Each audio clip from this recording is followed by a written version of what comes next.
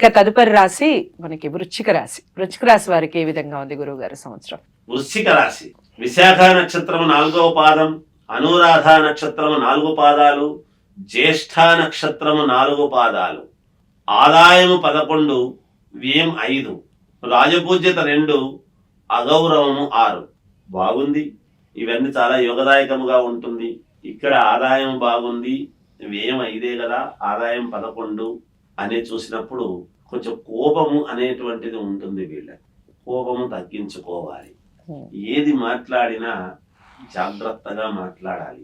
విపరీతమైన శారీరకమైనటువంటి శ్రమ ఉంటుంది. అయినా ధనలాభం, గృహలాభం, భూ క్రయ విక్రయాలలో మంచి లాభాలు, కోర్టు పరమైనటువంటి వాటిల్లో విజయాలు సాధించడం, పోలీసులతో మంతనాలు జరిపి పోలీసుల యొక్క ఇదితో ఏదైనా కేసులు అవి ఉంటే వాటి నుంచి బయటపడేటువంటి ప్రయత్నాలు చేసుకోవడంలో విజయం సాధించడము, ఇలాంటివన్నీ కూడా ఉండబోతూ ఉన్నాయి అనేది అర్థం చేసుకోవాలి. కార్యజయం అనేటువంటిది సాధించి తీరుతారుగాక.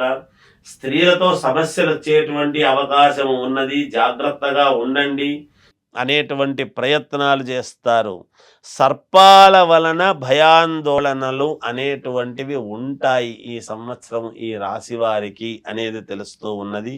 అంతేకాకుండా కొంత ఈ రాశి వాళ్లకు అగ్ని భయాలు, అక్కడక్కడ కొన్ని చోట్ల ఉన్నట్టుండి మంటలు రావటం అనేటువంటిది, అదేంటి నేను ఇక్కడే ఉండి ఇప్పుడే జరిగింది, నాకు మేలయ్యింది, లేకుంటే కొంచెం ఇట్లా ఉండేవాడిని అనేటువంటి మాటలు వీళ్ళు వింటారు, వీళ్ళు చెబుతారు ఇంకొకరికి. వీళ్ళు కొంచెం చిన్నవి, ఇవన్నీ ఏమి ఇబ్బందులు ఏమీ కాదు, కానీ వీళ్ళ ఇదిలో జరిగేటువంటివి ఏ రాశి వాళ్లకు ఏమి జరుగుతుంది అనేటువంటిది చూసినప్పుడు తెలిసేటువంటి ప్రయత్నాలు ఇవి.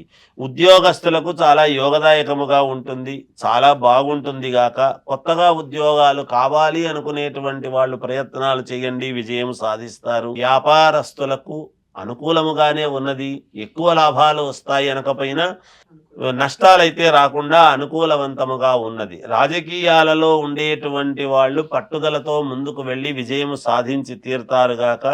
సినిమా రంగములో ఉండేటువంటి వాళ్లకు అనుకూలవంతముగానే ఉన్నది. విద్యార్థులకు శ్రద్ధగా చదవాలి అనేటువంటిది తెలియజేస్తూ ఉన్నాను. బాగుంటుంది, ఇబ్బందులు ఏమీ ఉండవుగాక. ఇది దైవారాధన ఏది చేయాలి, అలాగే రంగులు దిక్కులు చెప్తూ సంఖ్య ఏది కలిసి వస్తుంది వారికి చెప్పండి. వృశ్చిక రాశి వారికి ఏ సంఖ్య అయితే బాగుంటుంది అంటే 9వ సంఖ్య బాగా కలిసి వస్తుంది, అలాగే 2 సంఖ్య కూడా బాగా కలిసి వస్తుంది.